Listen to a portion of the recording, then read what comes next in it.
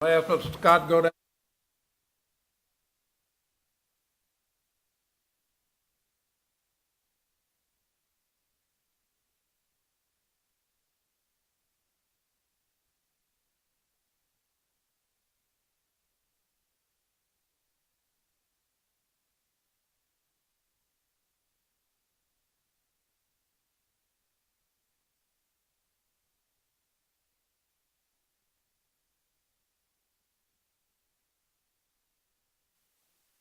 Walk your box for being present, please. Okay. They all have a copy of the minutes of the last meeting there. If there's no additions or corrections, I'll entertain a motion to approve those. I make a motion, we approve it. Thank you. Motion by Rusty, Valley, second by I'll Ms. second it. Joy. They be approved. Would mark your ballot. Unanimous. Okay. Correspondence. Just a reminder, we will have election of officers at the September meeting. And I don't know which meeting you're going to have in September, but we have quite a bit coming down the line. Okay, thank you, ma'am. Okay, I want to thank everybody for coming tonight. At that time, I'm going to open up the public hearing. I'm going to skip file number 3A. It's a little lengthy. I'm going to jump to file number 3B, because it's a short item, and get it off the agenda. So, item 3B is file number 2018-06, rezone from C1.2 to C1.3 for Mr. Troy LeBlanc. Good evening. Would you state your name for the record, please? Leo Troy LeBlanc. Okay. And what do you intend to do? I want to see about getting my property from a C1-2 zoning to a C1-3, just to make me compatible with my neighbor. Okay. Well, that's my area, and I'm familiar with it. They have a car repair shop, a roofing company, a truck repair shop, a fire department there, but there are no homes in the immediate area. But anybody have any questions or comments for him? Ms. Lynn, can you pull that up for us so we can just see where it's at? Is this the Bayou Pro shop? Yes, sir. Yeah, that's what, yeah. Yeah. Okay. Any questions or comment? Anybody in the audience? Your existing neighbor is C113 now? Yes, sir. Correct. Anybody else in the audience? Anybody else on the commission? Being none, I'll entertain a motion to close the public hearing at this time. I'll move. I second. Moved by Sidney, second by Mr. Valet. It'll be closed. All those in favor signify by saying aye. Aye. Opposed, nay. Ayes have it. At this time, I'll entertain a motion to dispense with item number 3B. I make a motion, we approve it. I'll second it. Motion and second to approve. Second it. Is there any discussion? Being none, mark your ballot.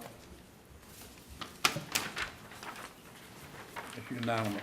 Thank you. And when's it coming before the council? Thursday night. Thursday night will be 5:30. before the council. Look it up.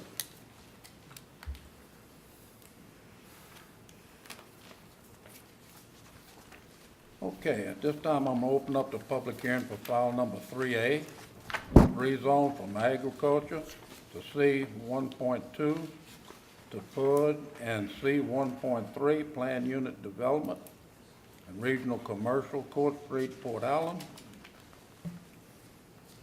Area containing 194.102 acres. Tract RCR-1B containing 9.822 acres in section 91, 92, and 93 township, 7 south, range 12 east, a more detailed legal description available and listed on file for Mr. Nolan McKay of West Baton Rouge LLC. Okay, could you state your name for the record, please? Yes, sir. I'm Jim Tatum. I'm with Tatum Engineering, here tonight representing John Nolan and Matt McKay, and the property, the 200-acre parcel there on Court Street. Also with us tonight is Dennis Carlin, who's the Chief Operating Officer with All-Star Automotive and McKay and Nolan Properties, and also Nick Velito, who's with Neil Schaefer, Traffic Engineer. So as questions come up, they're available to address any issues or concerns. In our presentation tonight, we're here before the commission asking for a favorable recommendation for rezoning to PUD. We're not here for the preliminary plat tonight, it's simply the rezoning application. We do have a layout showing what we're intending to construct on this property. A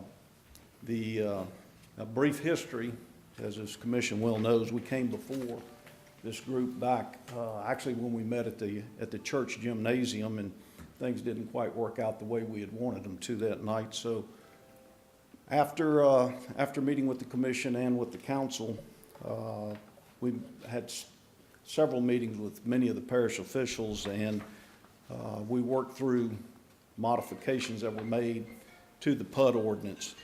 And many changes were made, some major changes were made, and our revised plan that we intend to come back before this commission with reflect those changes. And in brief, the changes include, number one, we eliminated a request for any multifamily residential.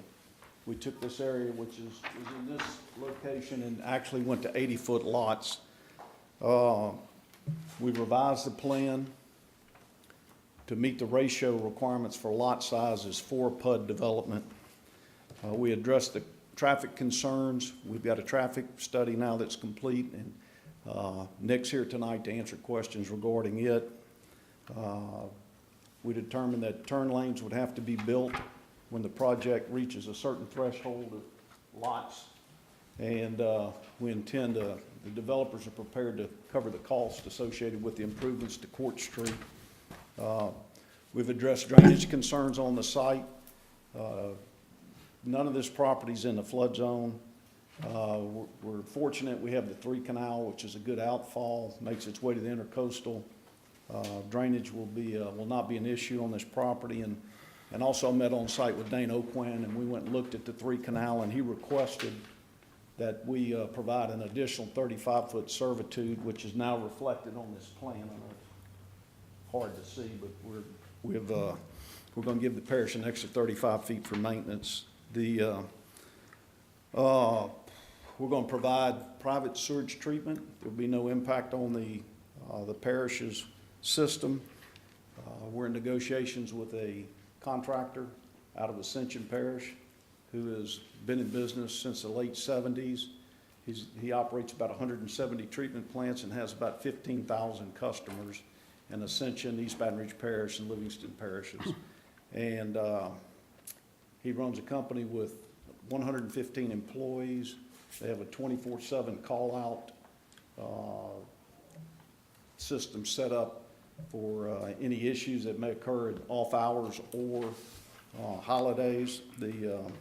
And they're moving, like many treatment plants and many facilities now, they're moving towards using a telemetry system in each of their plants that monitors the health, the function of the treatment plants. If there's problems, they know about them well in advance. The proposed development that we want to come back to this commission with is a single family, all single family units, number one. Number two, we're providing green spaces in accordance with the PUD ordinance, curb and gutter streets, sidewalks, underground utilities, and we'll be in full compliance with all the regulations as I understand them in the PUD ordinance.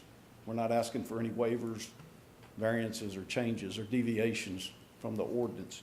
So I'll be glad to answer any questions or address any concerns. And again, any questions that you may have regarding the types of houses or the issues about the turn lanes regarding traffic, Dennis and Nick are here to answer those questions. So, in summary, we're asking for your support and asking for a positive vote for a recommendation to rezone the property to be sent to the council. Thank you. How many total lots? About 563. Okay. I think, was that file number? Now you're gonna start with file number 1? It would be right in this area. Okay.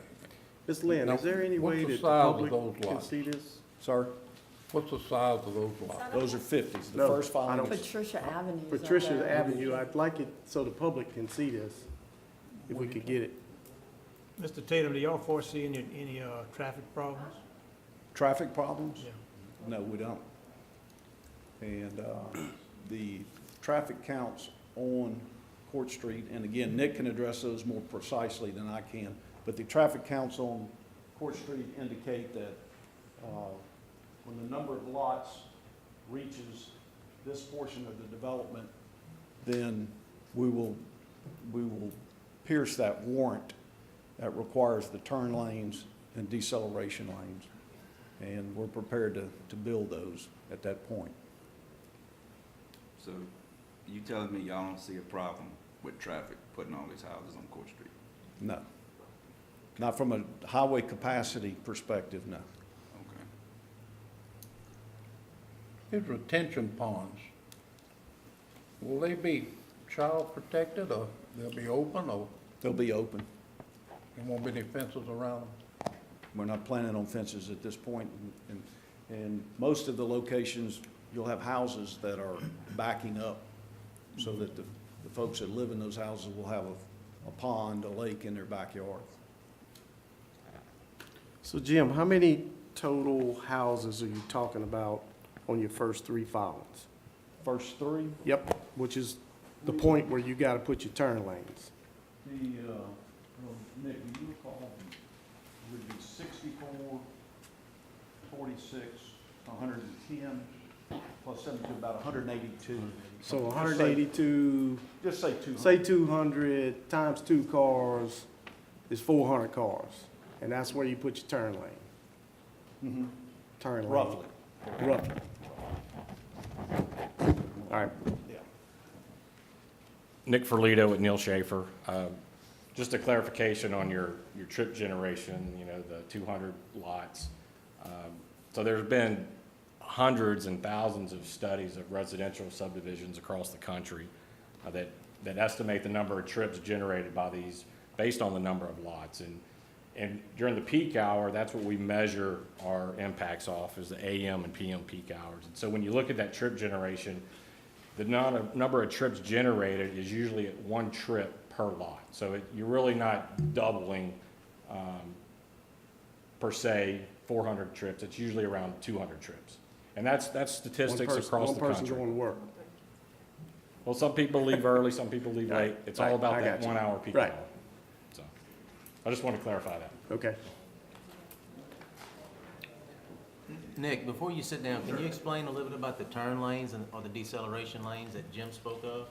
Yeah, so, Lynn, it's still not up there. Yeah, it's I know, not.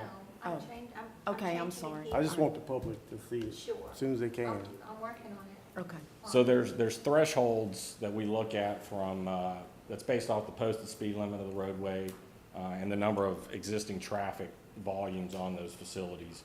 And then we plug in the number of left turners and right turners, that'll be accessing the different driveways.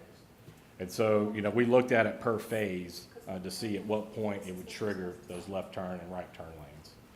And so, when you look at the numbers, you know, at filing 4 is when it triggers the left turn lane at the main entrance here. And then once full build out, you'll need a left turn lane over at the secondary entrance as well. So the secondary entrance is not gonna come into play until beyond, I guess, the 4th filing when you get to the 5th? So you're gonna have just a single means of Yeah, I think ingress that's and under egress? six filing. Well. Does that make sense, Jim? You No, know, that's a good you're not gonna. question. And here's the real answer to that question. We know that this would be the first filing, and we know that this is gonna be the second filing, the blue kind of into this greenish color. Once this is in place, if things are going well and there's a demand for this subdivision and houses are selling and things are going the way we hope they will, we've got an option at this point. We can come this way and do more 50s, we can go this way and do 60s, or we can go this way and do 70s. And the likelihood is that there'll be a different residential product that we would want to make available at that point in time and get away from the 50s. So we'd probably go in here and go to 60s or 70s. Now, the numbering system for these filings is our best guess today. We may determine that the first and the second filing may come, and then we may have to come back to the planning commission and say, we originally called that the sixth filing, we now want to make that the third filing. And if this would be built out, then that connection would be made sooner. Okay, so that connection will only come in on the, whatever filing that is currently referred to as the sixth, correct? Six. I would say you'd have the first and second, and maybe at the earliest, it would be the third filing.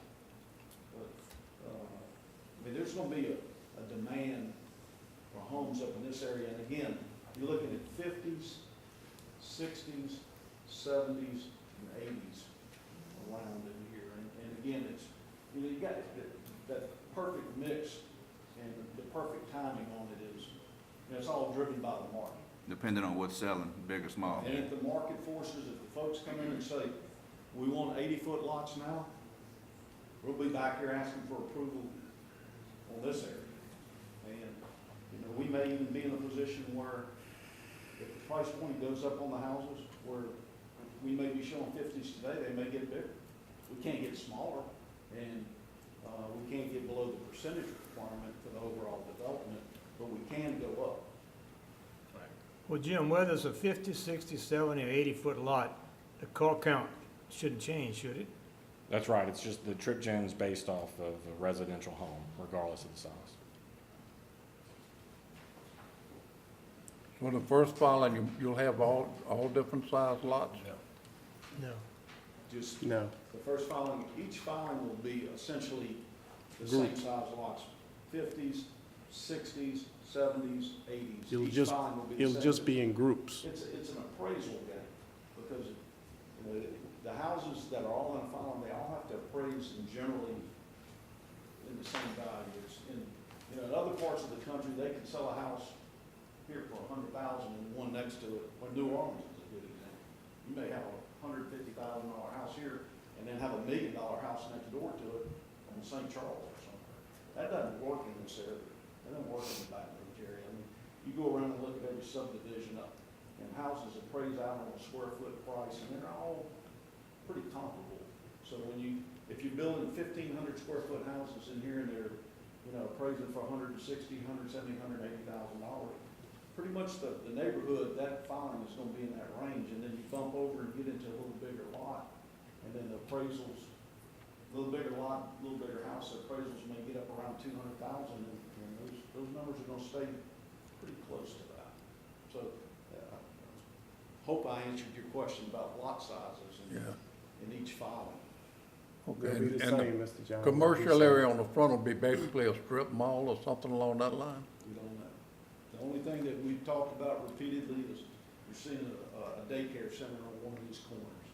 For the folks that live in here and travel to Court Street to have a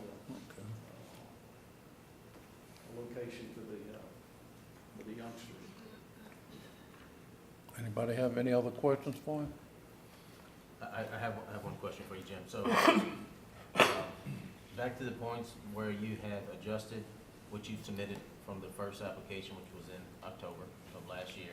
So you removed the multifamily, you talked about the traffic study, which was a huge concern, particularly for myself at the time, the drainage, and then the sewer treatment plant.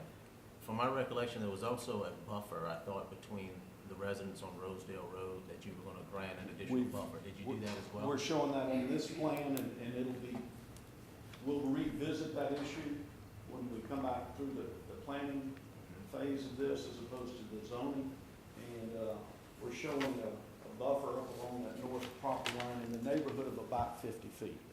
The typical lot in the subdivision is about 140 feet deep, And we're showing these lots along that north boundary to be about 190 feet deep. So you say you're showing this buffer zone, is that from the top, from the very edge of your property? That's the second line? There's two lines. That's correct. The So first that- one shown on there is what we anticipate is a requirement for a drainage servitude, because there's a ditch that runs through Okay. there. And we've got there's always this fine line that we have to work around on boundaries in subdivisions, because in most instances, you know, property boundaries follow old fence lines. Old fence lines follow old ditches. The parish and the folks that are responsible for maintaining these ditches, they want all the trees removed. You know, they want the servitude nice and clean where it's easy to maintain. But unfortunately, a lot of times those tree lines with the nice trees in it, and they're all inside that servitude. So we'll just have to work around that as best we can.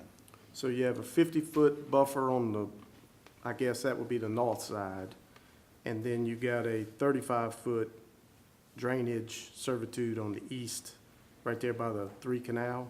That's correct. When Dana and I went out there and looked at it, there was a little area that was washed out that he's a little bit concerned about maintaining. And that area was probably here to the wall, 30, 40 feet. And I asked him what he needed, how much room did he need in order to come off of that top bank and maintain the 3 Canal. And he said if he had 35 feet, he can do what he needs to do. So I said, you got it. Like dealing with the fire chief, if he tells us he wants a fire hydrant right there, he gets his fire hydrant. Dane tells us he needs 35-foot servitude, he's getting his servitude.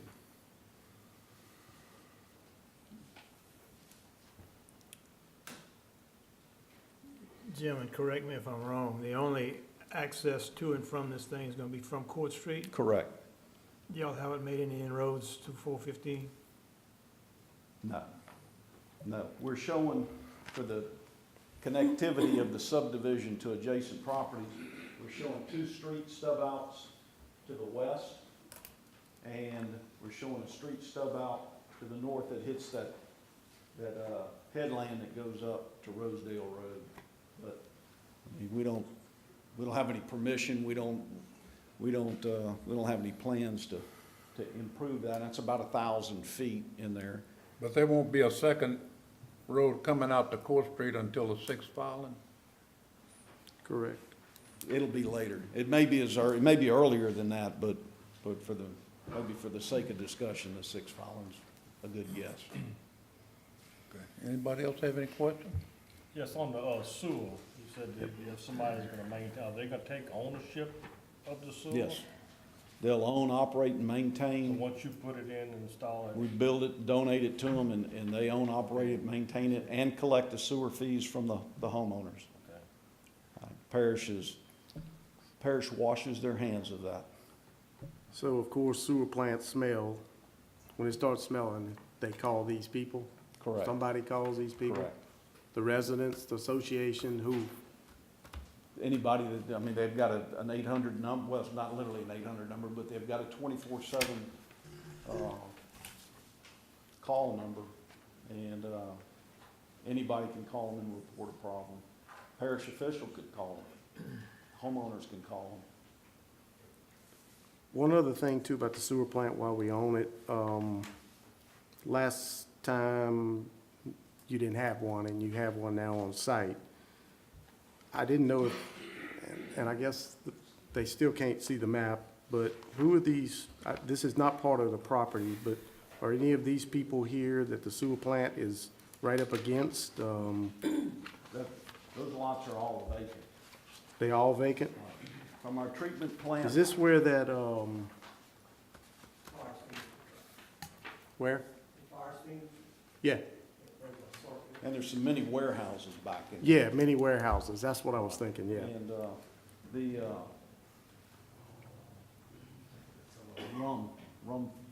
Rumfola? Yeah, it says I don't Pete know if it's Rumfola. Pete, but, the Rumfola, there's a little street in there they call Rum Lane. And it goes to 1 or 2 houses back there that may be built on the same lot. And everything north of it is vacant. And then you've got a couple of mini warehouses in here and it's vacant. But I Yeah. checked on the, I know what you're talking about. on the aerial, and from the treatment plant location to the nearest house, which I think is a Moranto house, which may actually be vacant now.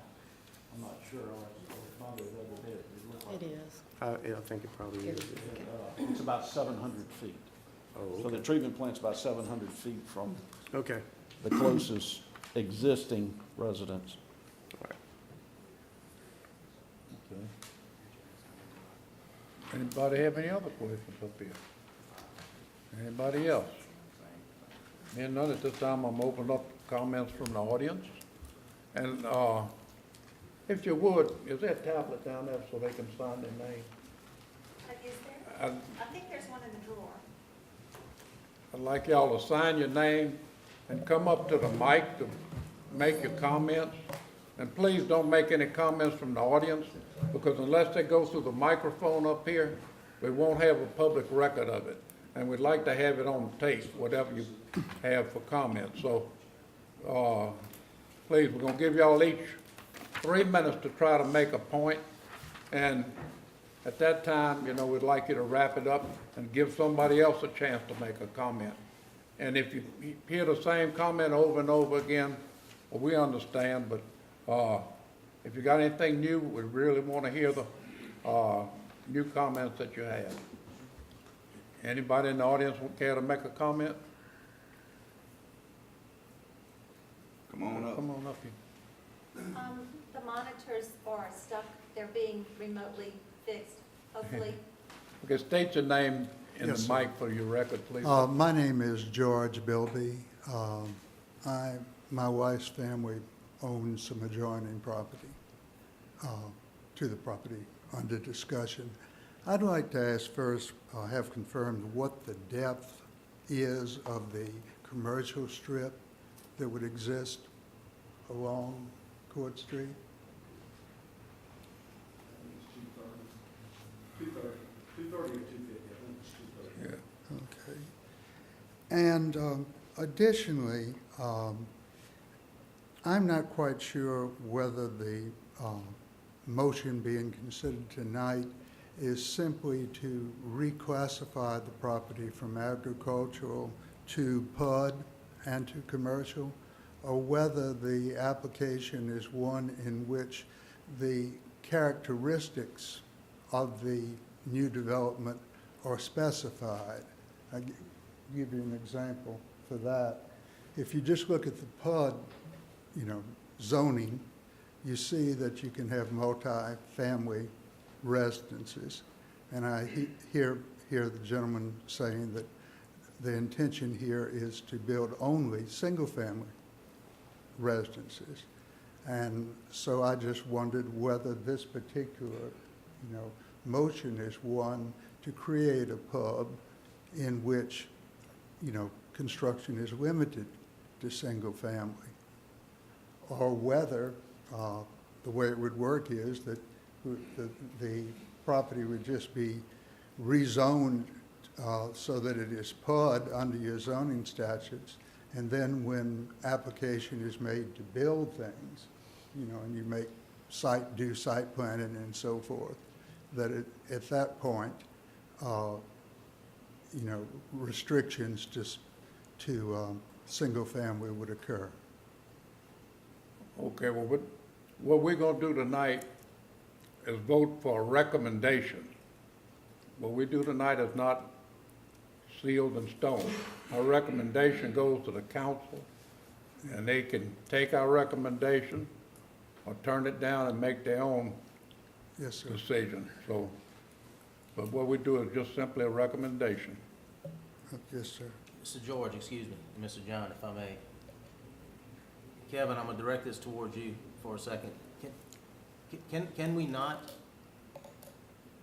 assuming that there will be a favorable decision to pass this on, could we not make the motion to ensure that it's just single-family residence? Because Mr. George makes a point that I think all the commissioners, I hope, take into consideration, is that once you assign a zoning, Mr. Tatum's a great guy, I'm quite sure, and he says what he's gonna do should be his word. But once we assign that zoning to it, it's open up for anything after that point. So can the motion then be made, assuming it's a favorable one, to limit it to just the single family? Is that permissible? You really can't do that, Rusty, because the court's looking at what they call contractual zoning, meaning you're contracting away your power to approve or deny something. Mhm. The only time where we allow that is what's called a special use permit, where you can put special Right. conditions on the applicant to develop their property a certain way. This is not a It's special not a use. use, application. right? So it's all or nothing. Yeah. It's kind of an all or nothing, yes, sir. Okay, thank you, sir. Thank you, sir. Anybody else?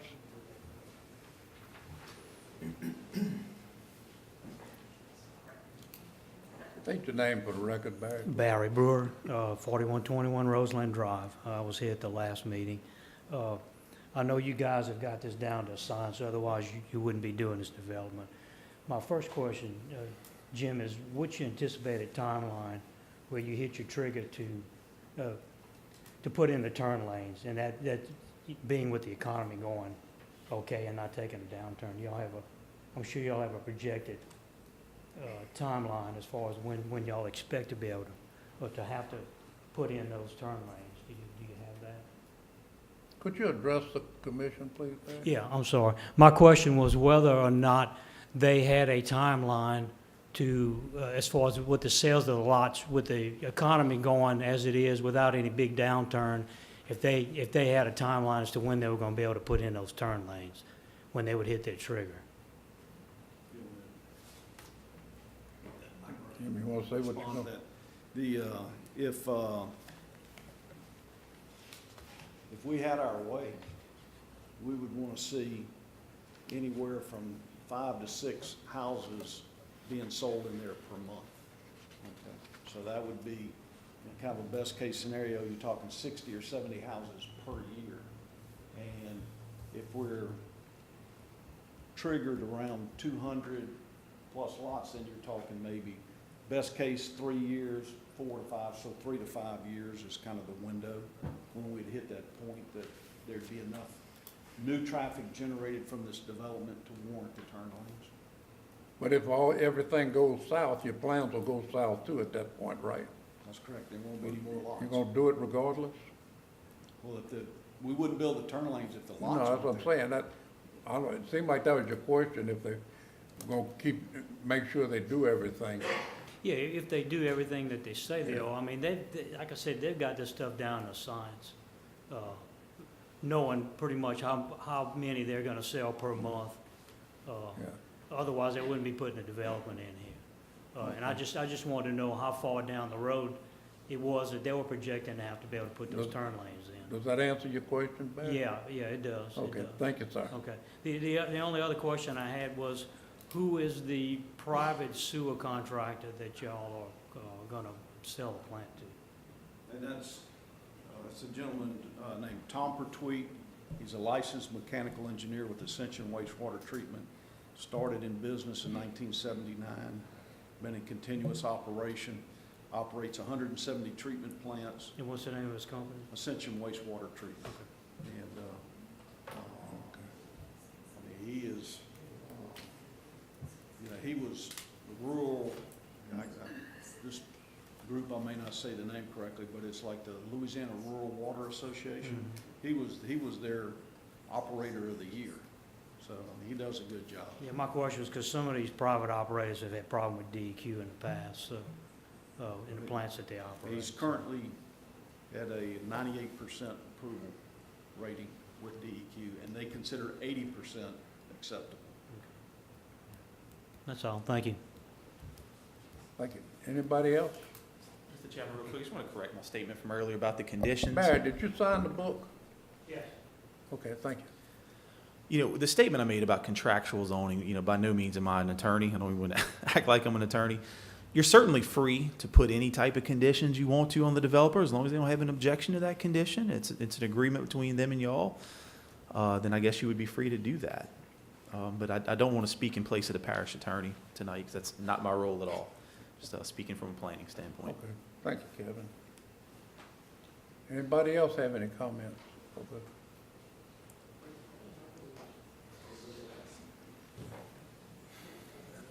Good afternoon. My name is Kenny Carr. I live on Suggs Road, near the development. First of all, I'd like to say I don't have anything negative against the development. I just wish it wouldn't be so large. The sheer number of homes concerns me. But the first gentleman that came up earlier kind of made a comment about the statement that we just talked about the planning and zoning and looking at this map and trying to decide. I've seen several maps since this discussion came up. I think the original map had a school in the map, and y'all were looking at it, you know, from that aspect. Then it changed. We had apartments on another map, and now we have a third map that I've seen. I don't know how many maps y'all have seen, and it's their privilege to put what they can put on the property. But my question is, y'all are looking at this map today, having to make a decision on the zoning, and I'm not sure how planning and zoning works, but it seems like if you're going to rezone something, you need to understand the planning and what's going to be put out there. And if there's going to be a major change, I would expect that the developer would come back to you guys or to the council and try to figure this out. Maybe that's a council thing, Pee Wee, I don't know. But I'm just concerned that I've seen 3 different drawings, and, you know, is it going to change to a 4th or a 5th? And the residents would like to know that live around there, you know, the apartment's going to be built in the back where we're at. You know, originally they were up front on Court Street. I mean, without knowing, how can you really justify a decision based on a potential plan? And I think you mentioned about the attorney, and maybe that's what needs to be discussed. But my suggestion or recommendation would be to consider, and I feel like I could trust Jim, let him, if he could openly say that this is our plans moving forward. If there's going to be any major changes, we're moving the septic treatment plant to the other side of the property, or we building apartments now in the back, or we're doing something majorly different, I think that's important for you guys to know. So, any questions about that? I understand your question, but I know, as far as I see everywhere, when you have neighbors, you're gonna have trouble with neighbors somewhere along the line, you Right. know, but Right. hopefully you can get along with the neighbors. Right. Well, it's not about the neighbors, sir. It's about, when you talk of You're development talking this about the big. size of, what type, Well, the whether it be size, but moving- apartments or residential homes, yeah. Right, moving a sewer treatment plant from where he has it now, I have no problem with that. But if in the development phase, he decides we need to relocate that somewhere else on the property, that's a big deal, in my opinion. I don't know about the other residents that live around it, but, so that's my concern. It's just the movement and the development changing for a 5th time, or however many times it's gonna take before he starts developing the property. You know, when you rezone something, you should know the plans, in my opinion. And maybe that's a council thing, Pee Wee, I don't know. You're asking to designate where the apartment's gonna go and where the houses are gonna go. Right, I mean- Where the sewer plant will be placed. Right, I right, understand. right. Okay. Thank you, Ken. That's all I got. Can I address that? Come on, Jim. I'd like to just respond to that, to Kenny's concerns there. And If you can answer their questions along the way, I appreciate it. Makes it Okay. better for everybody. I didn't know if I'd come back for a formal rebuttal, but I mean, this is a little more informal than some of the forms that we work in. But to address Kenny's concerns here, and in fact, Kevin and I had this discussion not too long ago about what constitutes a modification to the plan that can be handled at staff level versus what has to come back to the planning commission and what has to come back to the council. And Kevin was pretty firm in telling me that if we make any changes of any consequence, any significance, it's going to be back before this body and it'll be back before the council. So I think Kenny, that's the best way to address your concerns, is that right now, this plan will change again. And maybe there's been 3 or 4 drawings out there, but it gets a little better each time. And if we knew exactly what it was going to look like 20 years from now, we would draw that, but we really don't know. We believe this will work. We believe this is a good plan. We believe this is what will provide residential opportunities for folks in West Baton Rouge Parish. It'll bring some tax base. It'll let everybody have a nice community. We really believe that this will work. Will it change? It will change. There'll be some change, some modifications along the way. There always is. If you built a house, you know how many times you change a house and change colors and wallpapers and all that kind of business. Kind of the same thing here. We've got our best ideas on paper. When we come back and submit the preliminary plat to Lynn for her review, our plan's gonna be slightly different than this. There won't be any wholesale changes. And from that distance, you'd look at it and say it looks the same, but there'll be a few little changes, modifications. And as we work through this process, and we kind of see this process being anywhere from a 10 to 12 to 15 year start to finish project. Mr. Nolan and Mr. McKay have already owned the property for 11, 12 years. And this will be another 10 to 15 year segment of their business. And any changes that we make, other than maybe changing the street name or something very basic, we'll be back before the commission, we'll be back before the council. Okay. Thank you, sir. Okay, is there anybody else in the audience care to make a comment?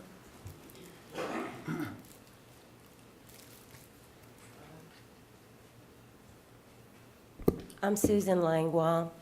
I've been a realtor in this parish for 34 years next month. I'm here with the knowledge of a realtor, but as a resident. There are right now 563 parcels, I think, that you have proposed in your filings. And I'm all about improvement. Y'all know that I've served on every board and committee I can for this parish. But I'm very concerned about this from several approaches. One, I'm glad to know you answered one of my questions, Kevin, was why you have to rezone before you have at least an almost approved project. It just doesn't make any sense. What if it doesn't happen? You know, by the way, I know Matt McKay. I mean, if something happened to somebody and this couldn't go through, you know, there would be an issue. And you so nicely put it that if the market bears the parcels you have there and the homes you built, that you'd go to 80-foot lots. My concern is, because I know this parish, whether it's Port Allen, Annis, Brewley, I think y'all can say I can say that. And I'm worried if it doesn't work, please give me the flip side to that. I'm serious. We'll be worried if it doesn't work also. Well, have you done an impact study? Ma'am? Have you done an impact study on this development? An impact study in terms of? Investment. Ms. Susan, address the commission, please. so we I'm hear your sorry. comments. I'm asking him, I'm a little concerned about this. First of all, this is 563 parcels. Sugar Mill was started in 2000 in middle of 1, maybe into 2. And then Katrina hit and it boomed. We know everything boomed here because of that. And that's 16 years ago. And there's 500, I just sent out a flyer yesterday, and 32 owned homes in Sugar Mill. And they still build it. But that's owned, they're not under construction. And that's a 4-lane highway. We're talking 563 on a 2-lane highway. Now, I don't know how many of y'all, I know some of y'all live out my way, looking at you, Bubby. And when I come out Rosedale to 415 and try to see if I can go meet somebody at my office at 4:30 in the afternoon, I'll look at the interstate, and if east is dead stopped, unless I want to turn around and go all the way back to Rosedale, I have to go down Court Street. And I don't know if y'all have used that time of day, but I've been backed up almost to the old Walmart, waiting to get through to the light at LA1 in Port Allen. And when you're talking at the National Association of Realtors says for a 4-person home, you have 2.8 cars, not one coming and going. 2.8 cars. I own a house in Sugar Mill. It's on a 50-foot lot. And they have one college and one high school age kid. They've got 4 vehicles. And I get notices all the time on those little 50-foot lots. They're on the street, they're on the grass, they're on this. And I'm not against this project so much as I get to see what happens when we try to resell something, or the flip side to what a 50-foot lot with a very small, narrow driveway And a lot of builders put in the small garages where you can't get two cars, and if there's no inside or attached storage, they're trying to put one car in and all their junk. It's just something to think about. Now, I guess when I saw this project, and I thought, I just wonder if it's approached from not numbers, oh, we're gonna get this many taxpayers, or we're gonna get this much revenue, but from the standpoint of, what is it gonna be in 20 years? And we see an issue with 50-foot lots, and I know you allow them, and I know there's a percentage, and he's not presenting anything that's not allowed in the zoning. But it's just that there are some issues, and when you're talking a two-lane road and all those homes, I'm a little bit concerned. And, said I wasn't gonna do this, but I'm gonna talk about the elephant in the room. Yes, ma'am. Thank you, ma'am. That is Port Allen High School, it's not Brewley. And that's a lot of why Sugar Mill made it. And we all know, I'm sorry, someone needs to say that. And I'm a proud Port Allen High School graduate, and I have no idea what the differences are. I just know for some reason, one's been called the good kid and the bad kid for so long, I think everybody believes it, but I'm just concerned. And if the development doesn't go well, how does it impact the parish? I don't know. I just felt like I needed to say some of the things that we see when we try to go resell a house. But I go through these subdivisions with 50, 55-foot lots, cars all up and down the street. As you know, probably, Pee Wee, there is the Addis police get called almost daily for Sugar Mill because they're parked all over the street. So then they get on the grass. Well, then that's against restrictions. So then the HOA comes in. It's not that you want a big lot so you have more to keep up. It's just that sometimes there's an impact there. And I mostly am concerned about the traffic because I see that day in and day out. So, Okay. Thank you, my Ms. 2 Sue. cents. Well, like I Thank said, I you, think Susan. everybody in this room is familiar with the traffic in West Baton Rouge, because it's been a terrible problem for the last few years, and this past weekend, they closed down the old bridge besides that, so that makes the problem even worse. Okay, would anybody else have a comment? Okay.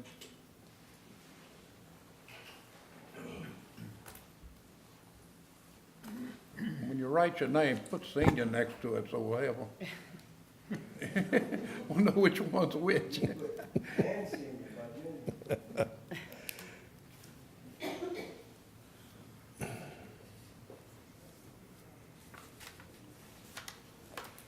Okay, I didn't quite, my name is Kenny Carr Senior. I didn't quite understand about the sewer system. I want to go back over that one more time.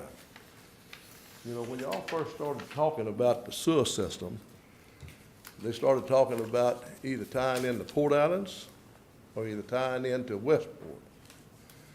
Well, everybody know, I want to know now, what kind of sewer system they're gonna have for each one of these houses?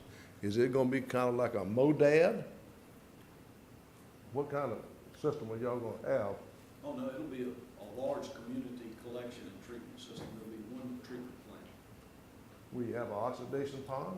Ken, would you face the commissioner? We need to get you talking to the mic so we Yeah, can well, I hear you. mean, I was trying to ask I him a understand. question, because he's the one gonna be putting it in, and I wanna make Yeah, sure. but it's gonna be a community system, am I Well, right? It's not Yeah, gonna be but an you gotta individual realize, system. we got prevailing winds of southeast, out of the southeast, and let me tell you what, I done hooked up about half of these sewer systems in the West Baton Rouge Parish. One for W.O. Bass Run, one on Bottom Road out there. I worked on the ones in Westport for Truell. I worked on the ones, I took care of some of them in Brewley and Addis. And sooner or later, if you had these individual pumps, sewer water and electricity don't mix, and they had the pumps that submerged. And I didn't want us to have something to put on these people that's gonna buy these houses, that they would have to come back and constantly be working on a sewer pump, because they will give you a problem. Like I say, electricity and sewer water does not mix. But the main thing, long as they got, you're gonna have a treatment plant, and where y'all gonna discharge the outfall off the treatment plant? Do I need to know that, or y'all, somebody gonna answer me? Probably going to the canal. Is it going They in the got Three big Canal, is right it going there. in the river, or where is it going? You're gonna have 100,000 gallons of water a day or so going, so it's gonna be a lot of water coming out of there. Yeah. All right, go ahead. Yes, sir. It's, on the issue of the actual treatment plants, we will not be on individual package treatment plants or septic tanks. There'll be a community collection system with 8 and 10-inch mains flowing by gravity to a pump, Okay. to the treatment plant in the southeastern or the eastern edge of the property. There'll be a treatment plant with extended aeration and secondary and possibly tertiary treatment, and then it'll discharge into the Three Canal. And it'll be roughly about a 200,000 gallon a day plant. Okay. So you figure about 500 houses roughly, times 400 gallons a day is about a 200,000 gallon plant. And where is this thing gonna be located? Up there by, Look, It's on the map, he'll it's show gonna be you in that corner. that corner.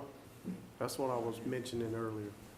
Well, here's Fort Street and the Three Canal flowing to the intercoastal. okay, It'll be in that eastern in that area corner. right there. Be treated in here, and then you brought up the issue about the southeastern winds, Yeah. which will blow this direction, so it's gonna be our subdivision that's gonna be most immediately affected Yeah, by any odor issue. That's what I'm saying. I mean, are these people gonna know that when they buy these lots? I mean, gonna be smelling sewer Yeah. from daylight to dark? That's all I got to I say. want to, okay, thank you, Ken. I want to apologize to everybody. We've got a fortune in the technical, for this thing, and the technical difficulties got us where we can't put this map up on the board where you can point it out for everybody, but. Well, I didn't quite we understand it apologize for when they was talking about it to start off with, because they had talked before, at a meeting I come to, that they was gonna either use the city, they're gonna tie in with that, or they was going to Westport and tie into that. But that must have been more expensive than what they're gonna do now, so the reason why they're not doing it, I guess, I don't know. But we're straight on that sewer now. Thank you, Ken. Thank you. Anybody else?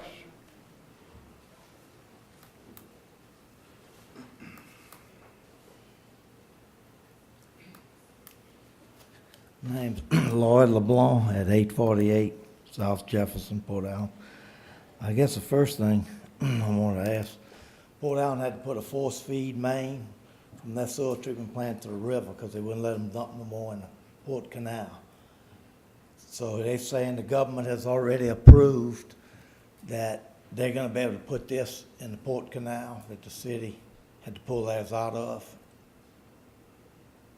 You talking about the sewer? The sewer treatment. The city That's Port. gonna have to go through the State Department of Health. Right, but they made the That's city. nothing the parish has anything to do with. Right, well, the city had to go to the river at a hell of a cost, so are they gonna be able to put in the Port Canal?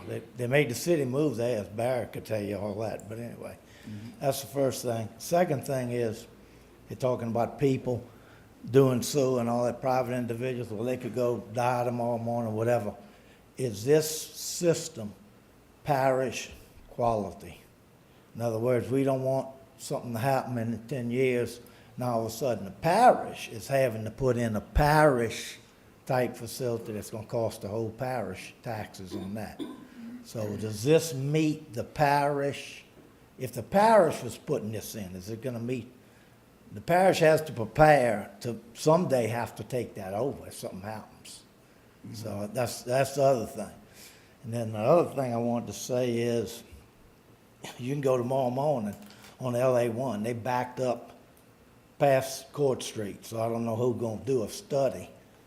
We know what the study is, you can't get out. Then, right now, they haven't even got the spur in, but there's a spur coming all the way to Avenue B, a railroad spur, to bring 100-car trains in. Everything's down, it's already there. It'll be another month and the rails will be in. So that means the west side material intersection, you can get Avenue B's only one block. And that's gonna be 100-car trains coming in, bringing that pellet plant and all. So I don't care what anybody studied and said, there's gonna be some serious issues on Court Street. There are gonna be serious issues without the subdivision. But, I mean, Everybody needs to realize that they put that big track. It goes from the interstate to Avenue B. They gotta pull it towards Sunrise to get it in that spur. So that's gonna be an ordeal. It's gonna shut down Court Street. That's a good all. point. That is a good Thank you, point. Lloyd. Anybody else? You know anything about that, Anybody Kevin? else? Would anybody- I want Kevin to comment. I want to know, because that is a concern. We do allow, under the law, certain amenities to be dedicated to private ownership. In other words, they wouldn't be dedicated to the parish, they'd be dedicated to the homeowners association, or in this particular case, to a private sewer operator. Those improvements are still reviewed by parish officials. In this case, it would be the parish utility department that would review those plans and specs for that treatment plant. And we have a pretty good working relationship with Miss Pam over there. Used to be Turf before Miss Pam. And she will make any comments that she needs to make, but typically those motors are sized to the proper motors. The cells are all sized properly. Foundations are all sized to the utility department specifications. And they are inspected during construction, just like they would be if it would be parish dedicated.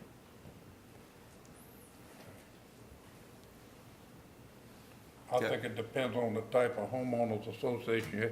You have some good homeowners association, and then some not so good homeowners, so. Not to if wish they would bad all luck be on any business. Let's say the Ascension sewer business goes belly up. Who's on the hook for the sewage? Just say Ascension sewage goes out of business for whatever reason. Who's on the hook? The parish? I don't see how the parish would be on the hook. It'd Well, who's gonna take be over the- operation It would of be the sewer system? homeowners association. Homeowners association will be on? I think there are ways to indemnify the parish against any claims there. And we're certainly not planning on that. Yeah, I'm not happening. wishing They've bad been luck in- on they've anybody. been I'm in just saying, business for things happen. Almost 40 years, Yeah. and hopefully. I guess the parish has 30 of these sewer systems they're trying to run around fixing right now, so they've got their hands full with what they have, so. So again, just to speak on that issue, section 105-39 of the subdivision code says the developer shall sign an ownership and maintenance agreement with the parish president indicating which amenities shall be private and under whose legal control such amenities will remain in perpetuity. And so what we'll do is, as part of our review, as part of our construction plan review, not only will we transmit those plans to the utility department for them to check the plans and specs, we will also check the legal side of it, possibly with the parish attorney, to make sure that that agreement spells out who's going to own, operate, and maintain that system in perpetuity. Thank you, Kevin. Would anybody else care to make a comment? Yeah. Randall Loop, owner of Radton Construction. We will be working for the developer should this go forward. Just wanted to say a couple positive words for the engineer. We've worked for him multiple times. We've done probably 15 filings for the developer. They're the man of their words. Whatever they say, they will do. We have a lot of employees here in West Baton Rouge, so we would like to think that this more homes would put some people in the school, hopefully would improve things around here. Tax dollars beyond, other employees to be hired. Just so, we see some positive impact. There are some negatives, but I think the positives outweigh the negatives for us that. Do good work. Ascension Wastewater, we've done plenty of jobs with them. Very reputable company. Don't see any problems. Just kind of wanted to bring a positive light to what may or may not happen here. Thank you. Thank you. Would anybody else care to make a comment?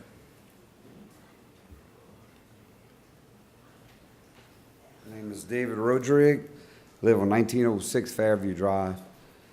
I have over 8 properties in Port Allen, so I have a vested interest in this city, in this town.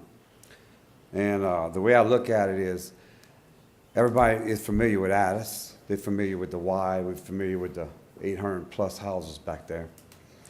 50-foot lot is not a good thing. And people can say what they want. It's not a good thing. It brings a lot of problems.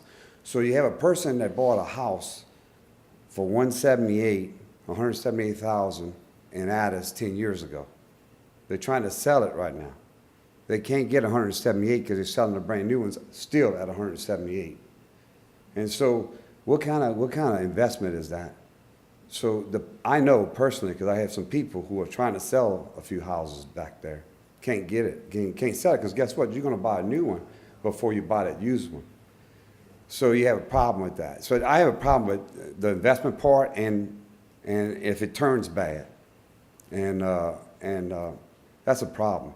If they came in and said, I live down Fairview, if they said we have, 80-foot lots, 100-something feet, I'm all on board.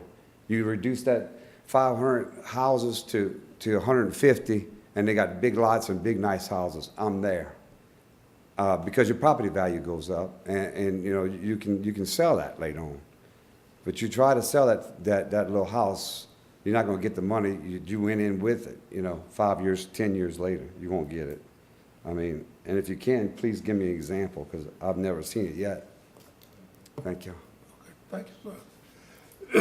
Thank you, sir. My name is Jerry Tingle. I live on Court Street.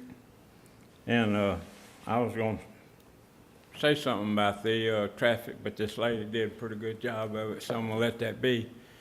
But my big question is, if this was to go through, is that going to make it where we become part of the city? Are we going to get rezoned? No. I mean, we That's a done separate- voted that whole out separate deal. ever since I've been there. Annexing is a different deal than zoning, yeah. Well, that's my two things. And to talk about the 200 cars, well, what about the 200 that's going to come with that? And she wasn't lying when she said about in the afternoons. It took me 3 lights just to get on Highway 1 to get over here this evening. But that's pretty much all I wanted to say. Thank you, sir. Thank you. Anybody else? Anybody else?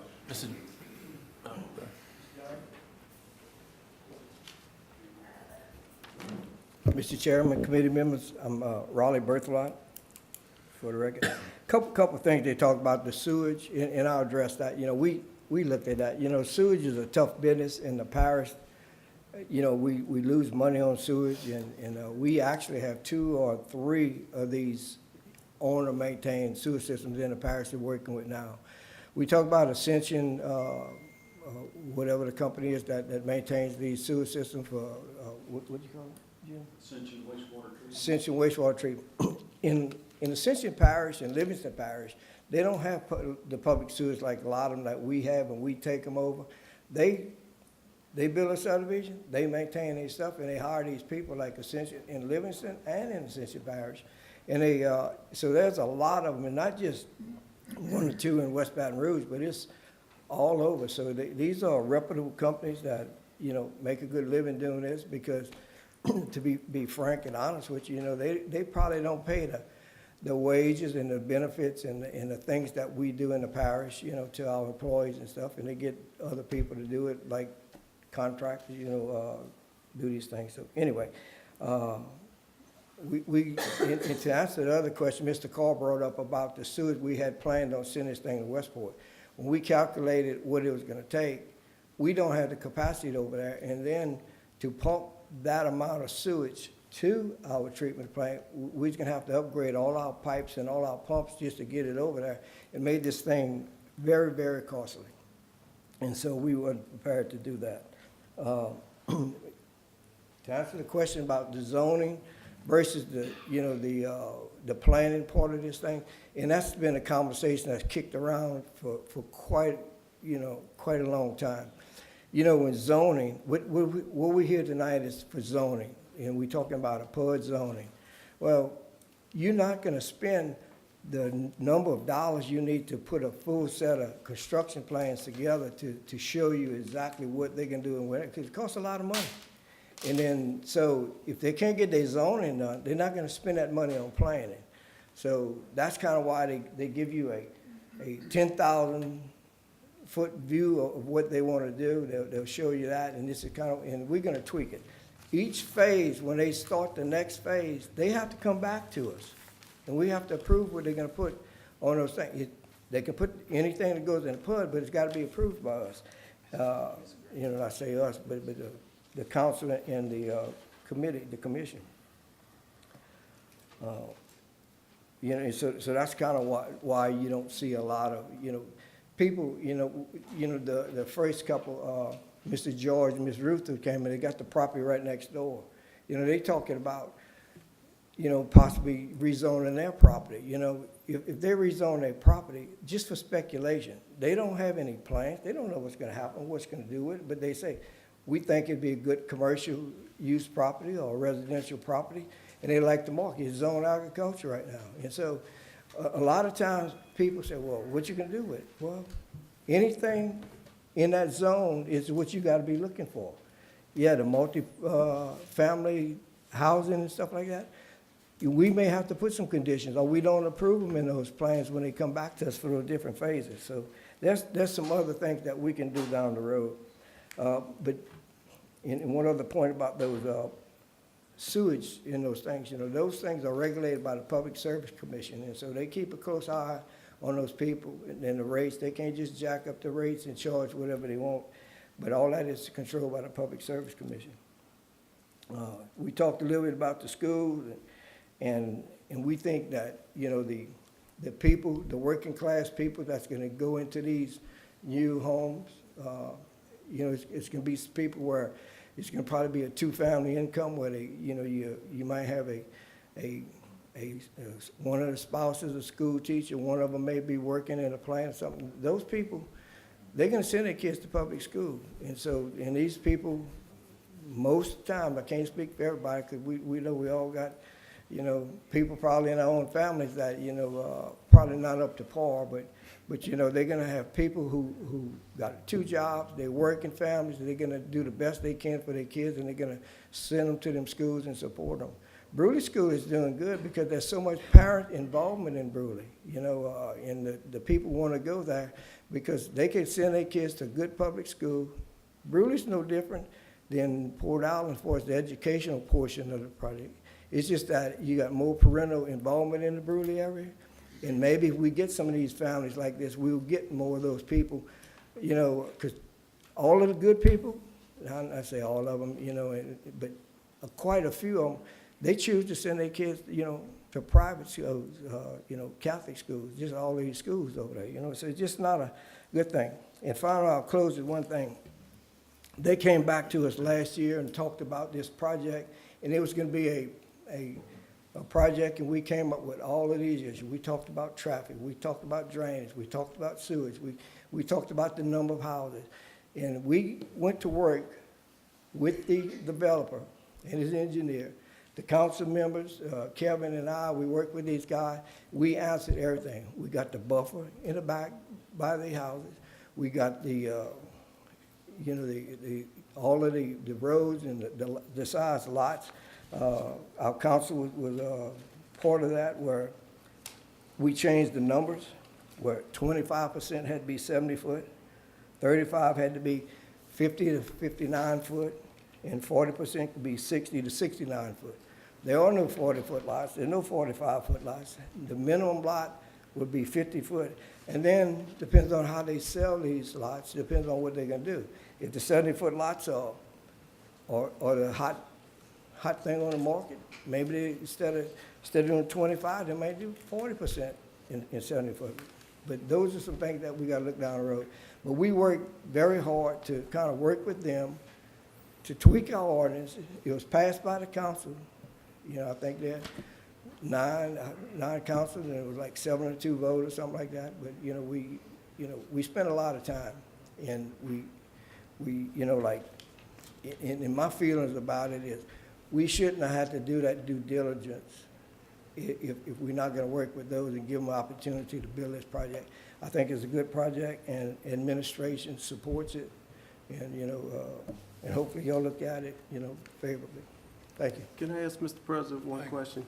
Yeah. You mentioned the size of the lots, because that was an issue, and you changed the PUD, and it went through the council. You said we reduced it to 70 foot to 25%? Yeah, it was. It was higher before, though. I don't think it was. Fish could help me on that. Was it? There was like 20, wasn't it? It was 20%, we increased it. You brought it Yeah, up? we brought it up. Okay. The Fish made that motion, I remember. Yeah, okay. And they had some 40 and 45-foot lots in that PUD, we took those out. We made the streets, where the streets are longer, if the street is longer than 1,200 foot, we made them put a crosswalk, a concrete, like a 10-foot servitude, where the blocks won't be so long, and if people want to walk to go to some of these different places or walk the neighborhood, they have sidewalks. I think you told me on both sides of the street? Sidewalks on both sides of the streets, and they have some little cut-through alleys whenever a block is longer than 1,200 feet, you know, so we asked for a lot of stuff, and they gave us everything we asked for, so. Traffic is a big thing, so from what you're saying, you don't feel we have a problem with traffic? Traffic, let me tell you, I would, you know, I'd probably get run out of this room, I tell you, traffic wasn't a problem. You know, traffic's, you know, I serve as chairman of the MPO, which is the Metropolitan Planning Organization, which deals with traffic in the 5 parish area. And we got more traffic problems in the capital region than we know what to do. And is it ever gonna get settled? If they widen this I-10, you know, there's a public hearing coming up at the end of this month.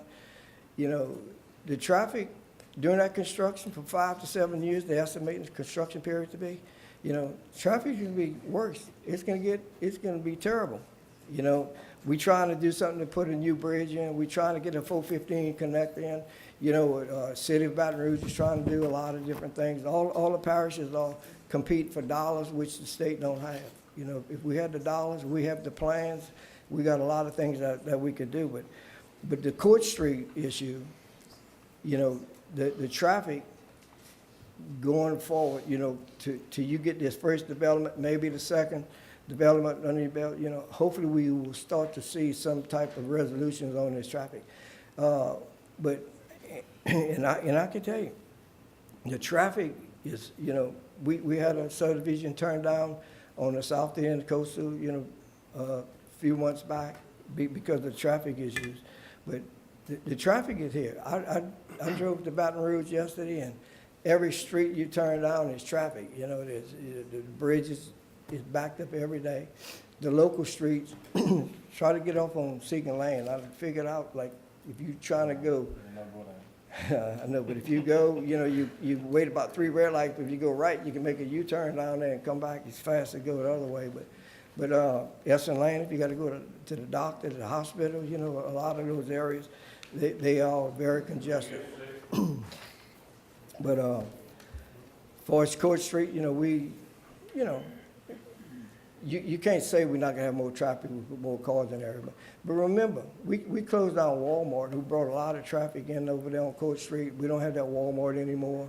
We don't have, you know, it's much development, you know, down the road. Yes, it is a through street. A lot of people, you know, take that street. We built a road that connected Commercial to Court Street, Rizzuto Brothers Road, that we put in to get these 18-wheelers to keep them from going down, crossing in that area, to make it easy for them to get out the red light on 415. So we've done some improvements in the parish to try to, you know, help with traffic wherever we could. We're still working on some roads, but, you know, I don't think it's nothing that, you know, that's gonna take you such a long period of time where you can't make it to your job or your thing.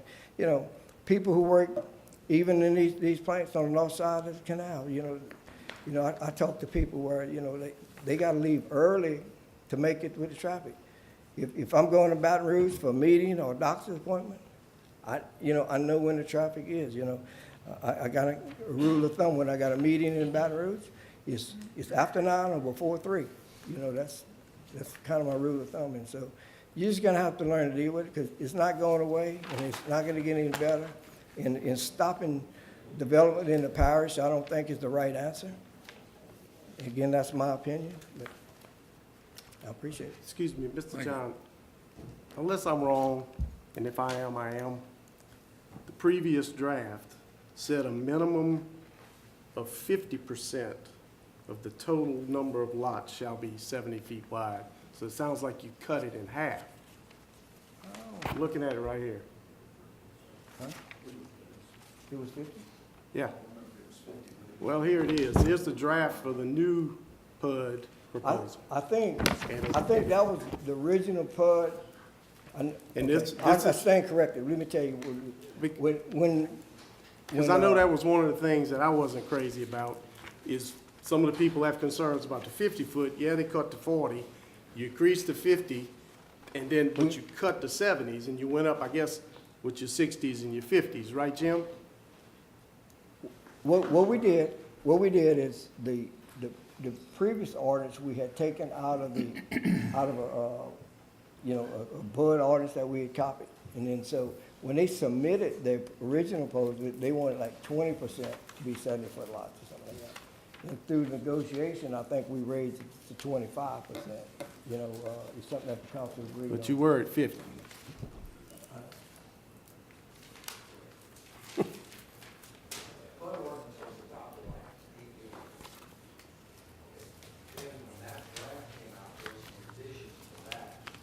Right.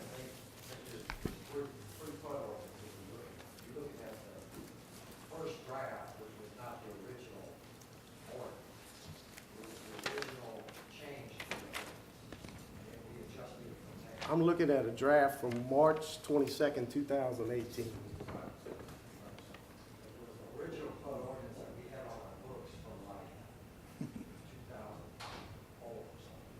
Which was 50%. Okay, well, I've got my notes from the meeting on April 26th. yep, And we voted on this.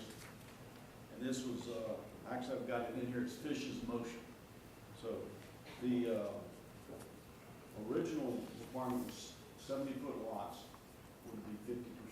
correct. 60-foot lots, 30. 50-foot lots, 15. 45-foot lots, 15. And the motion was to eliminate 45-foot lots, require 35% 50-foot lots, no more than 35% 50-foot lots, no more than 40% 60-foot lots, and at least 25% 70-foot lots. It's a little tricky because in interpreting that, because we're talking about maximums on two of them and minimums on one of them. Right, okay. Yeah. So I'm pretty sure that's how it ended up. Yeah. One last question, Mr. President. Is there going to be any provisions perhaps for doing an independent traffic study? I'm sure what Nick is doing, he's very confident and has been doing this for a while, but it seems like that's the major concern that a lot of the residents are having. So is there some way we can put their mind at ease? Is there, I know sometimes we may get an independent engineer to look at some water studies for us. Owen and White, how you guys have perhaps used them for time to look at different studies. Is there anything that We we don't. consider for the traffic side? We don't usually do, independent studies. Usually we take the, engineer, when they do a study, they put a stamp on these things and they do their due diligence and I'm sure the people are professionals and did a good thing. Now, what we have done before, in lieu of a traffic study, we'll get the Capital Region Planning Commission to help us and do some modeling and some traffic on some of these things. And that doesn't cost us anything. And so we could probably get them. Kevin does a lot of those, look at them and he goes look at the numbers and what they see. He's got the books and the references to look at the data to see how they came up with some of these numbers and we review those. It's costly, I don't know what they pay for traffic study, but they're not cheap, and so for the parish to spend, some money to do that is just, something that we normally don't do. I think that's something that's necessary, because I heard you say that you've done something to improve the traffic where the trucks are able to go in, but also you are generating something to create more traffic which may either double or triple or more. So, and I'm looking at this one street this road that's leading out to one road. And my concern with this, when I look at this map, it looks like the horse that has come into town with 3 different colors. But, and I heard Mr. Carr and Ms. Langlois, those are some of my concerns as well, as far as the modification and mainly the traffic, because to me, the study, it hasn't been, and I hear what you said about the study, but to me, it seems like facts are being eliminated or omitted, because it doesn't take a genius to see that what we have here, we are already congested. And to add this many more units, we already know what the congestion would be like. And from what I'm looking at, when I looked at this, I'm just overwhelmed, because it's like you are combusted with all of these units, but no place you're running into each other to get in and out. I may be looking at it wrong, but I feel that something else needs to be done, or additional study as well. That's my major concern about this. And just to mention too, because you mentioned the school in Addis, and I just want to say, yeah, I do feel that they may have a better school system, but I also feel that perhaps we can advocate for better parents or participant or volunteers or whatever. We can have the same type or even better school.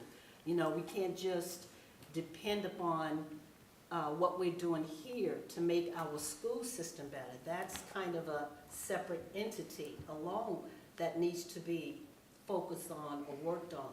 So, I mean, there's so much to take into consideration here, but I really feel one of the main issues, some of the main issues are the traffic and just, I guess, the multitude of units. That's my major concern, and not really the space to put it on. Well, thank you, Ms. Jackson, for those comments. Let me tell you, just like Ms. Langlois said, you know, like when she sees the traffic backed up on 415, it's not moving, they get on a Court Street. Well, that's what everybody does, you know, like, and it's backed up every day. And so it's a problem, you know, with, you know, going through Baton Rouge with the Washington Street, you know, it's crushed down to one lane.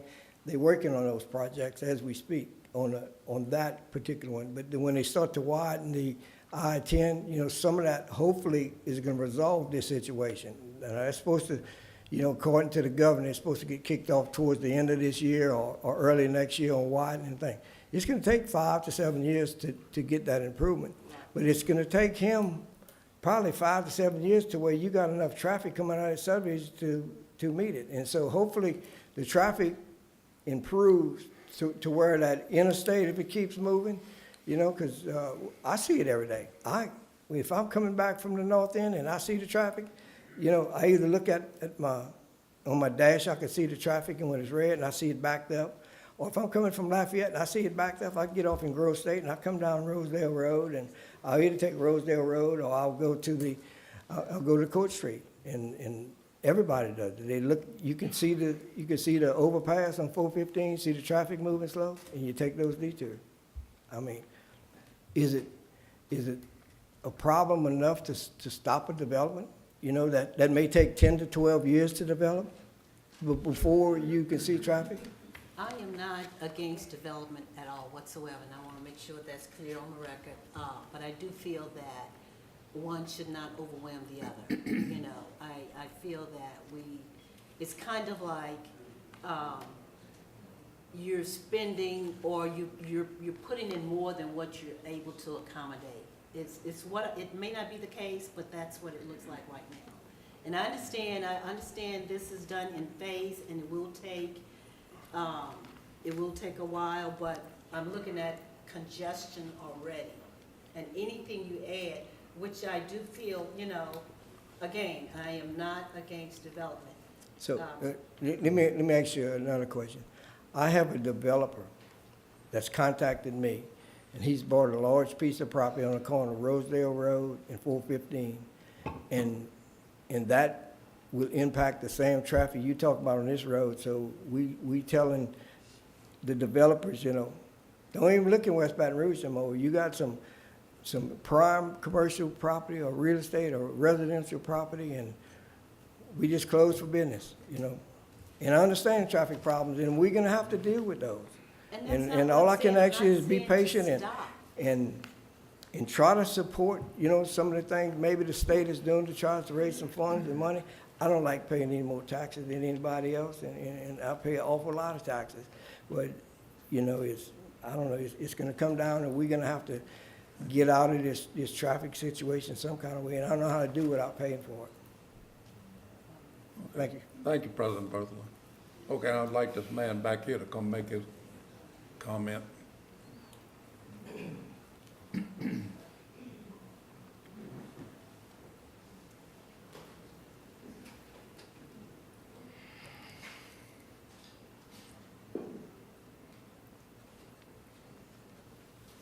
My name's Melvin Dimmerland. I live on Suggs Road. I've been there about 10 years. All that's ag property back there now. We've never had any problems, never caused any traffic problem, any police problems, any fire department problem. We're gonna open a can of worms with this. The traffic, we don't want traffic like Baton Rouge. Nobody here wants to go to Baton Rouge because of the traffic. I don't want to have to leave my house 30 minutes early to go to Court Street or go down Court Street. I'm against it. Thank you. Thank you, sir. Marshall.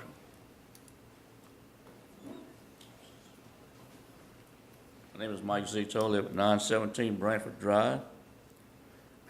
My concern is, hypothetically, why can't he make, instead of making 50-foot lots, 55-foot lots, why don't he make them all 65 or 70? Okay? And have you a really nice place? Because what's going to happen, hypothetically, when the city of Port Allen puts it in city limits, and they come back, or the developers come back and say, hey, we want 50-foot lots, okay? Or they go come to y'all, or they go come to the parish council to do this, they will be going to the city of Port Allen. And the city of Port Allen has been known to have small lots in the past, and probably going to have them in the future. So I'm not against the development. I wish he can do it, but to do it right, have all the same size lots or close to it, instead of coming here with 60 and then you got another development with 70-foot lots. I don't think people go come in here and buy, when you got small houses, then you want to come in with another filing or 4 or 5 filings, what he's going to have. Next thing is the sewer. It's going to be a private sewer system. Well, when that bottoms up, then it's going to go to the parish council. And I think the parish council probably will take it over, or the city of Port Allen. Because I think Pee-wee they come in and they bill it and they donate it to the parish. Not this. Not this one, but that's for us to see. I mean, this might be the first one, right? Actually, Seven? I got 2 Allen Crows, Brockman Lakes, you know, they all. Because then, everything else goes up, employees and everything else. It all falls back on the taxpayers. But I would like to see that done. And I'd like to see if he's gonna do it, put in the turn lanes. Build his houses, build a few houses, put in the turn lanes. Let's see what's gonna happen with the traffic. And I'd like to see him get with the state and see what the state has to say, State Highway Department. Because as you know, what happened down in Sugar Mill. Had to come in and put a red light and all this other stuff because they got a good development down there. They got a lot of cars. A lot of people going through there every day. It's gonna be the same on Court Street. Everybody finds that loop around, coming down Court or Rosedale Road.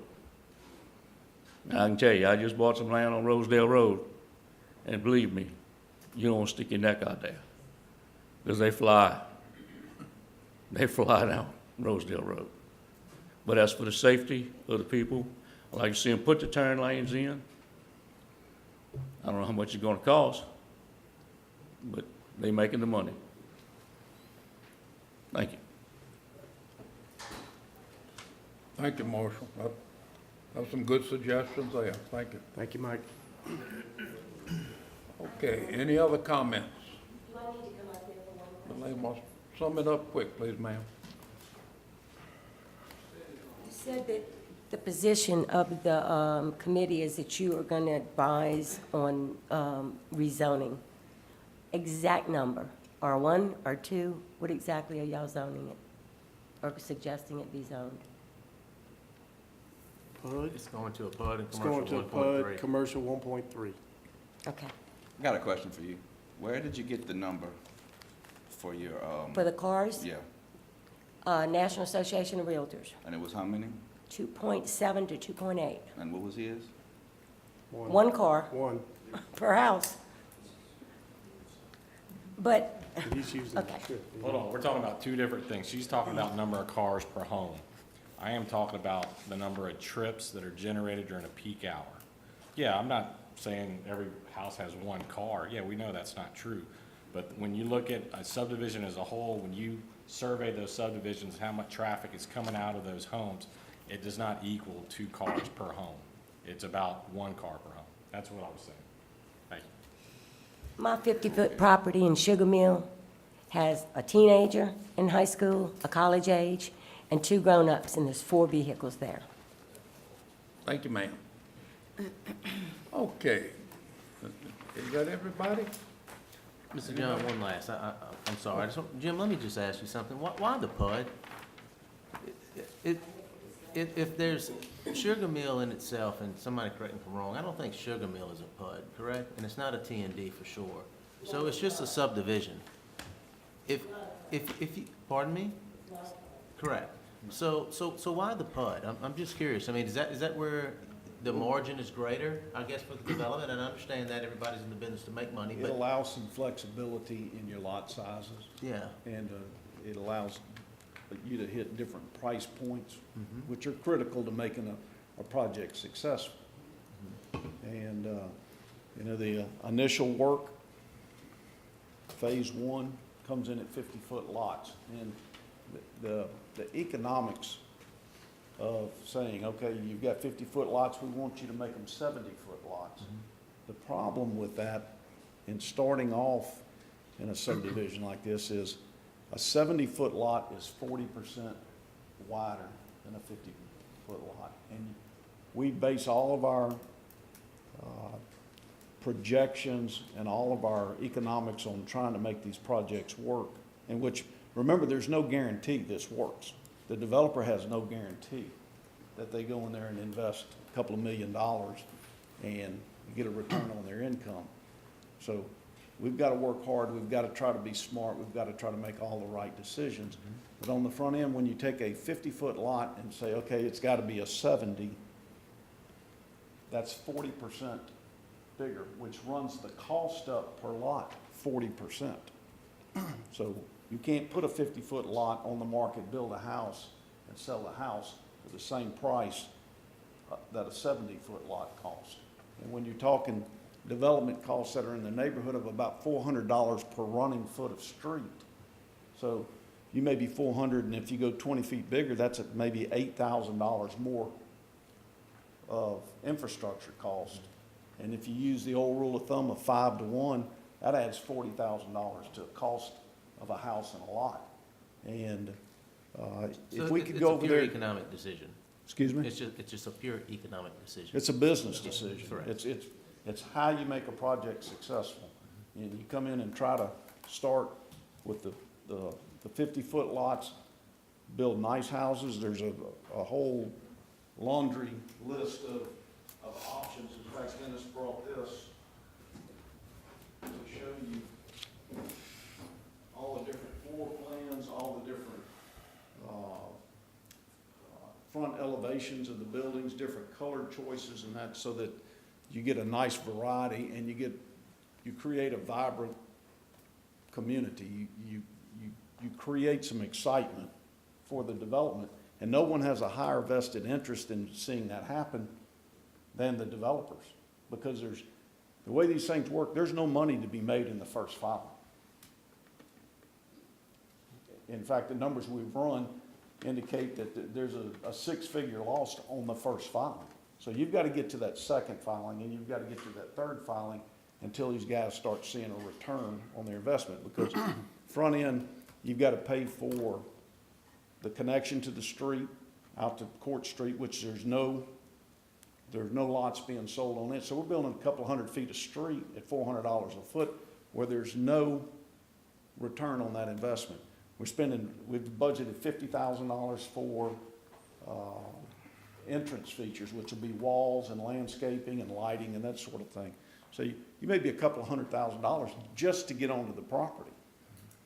And so when you start putting all these things together and the real cost associated with it, and look at tying up your money for 10, 12, 15 years, we're trying to make all the right decisions, make the best choices, create some excitement, create some property taxes. You've got 200 acres of cane fill out there that's paying practically zero property taxes. You put 500 plus houses out there that are paying property taxes. That's money that goes to the schools. That's money that goes into the parish coffers. It's money that goes into the drainage district, and create some economic opportunity on this side. So. You asked why not have those zoning for 50-foot lots. Hold on. In West Baton. Hold up.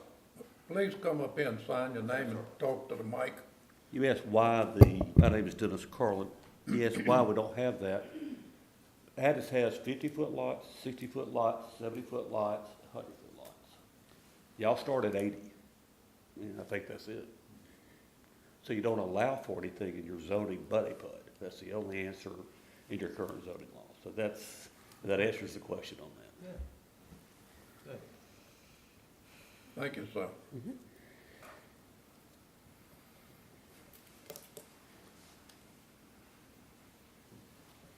Anything else? Anybody else have any comments? Thank you, Jim. Yes, sir.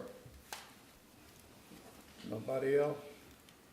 Nobody else? At this time, I'll entertain a motion to close the public hearing. I make a motion, we close. Motion by Mr. Valley, second by I'll second. Ray. Any discussion on that? Being none, all those in favor signify by marking your ballot. No, We just have a map. We just, no, all we have to all do we- is, all we have to do is vote on the PUD. well, we have to get a motion. Have to get a motion on it, not to close the public hearing. You want to close the public hearing? No, you close it. Oh, okay, well, at this time, I'm gonna close the public hearing. Okay, and I'll entertain a motion to dispense with item number 3A. Mr. John,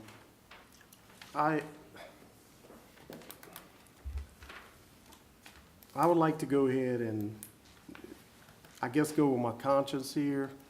I just want to mention something Ms. Jackson said. I totally agree with her. I am pro-growth, I'm for it, but I just see some holes in this. So at this time, I would like to introduce a motion of denial to file number 2018-15, rezone from AG to PUD and C 1.3 on Court Street, Port Allen.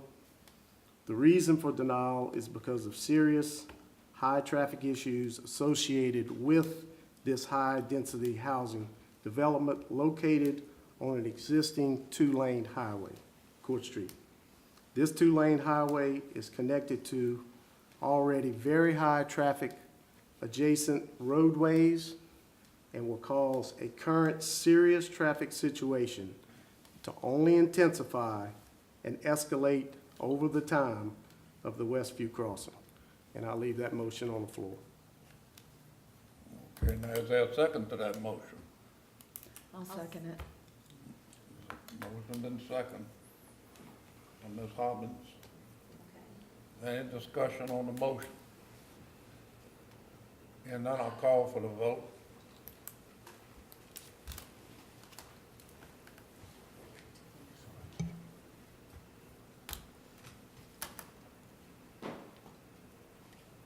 Okay, we have 7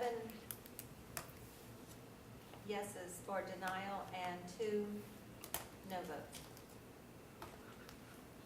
And, oh, you can see it. Sorry, So the motion passed, correct? the motion passed.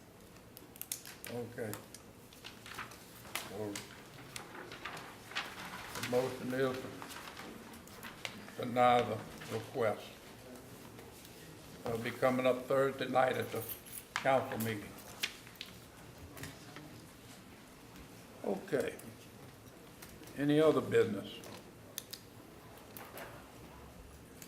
Okay, reminder, election of officer will be held the first meeting in September. Okay, Ms. Jackson?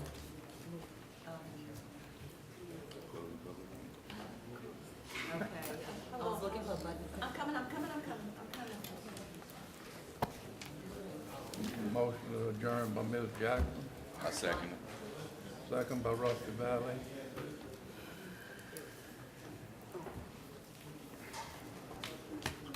Okay. Okay, give me just a second. I want to thank everybody that came out tonight.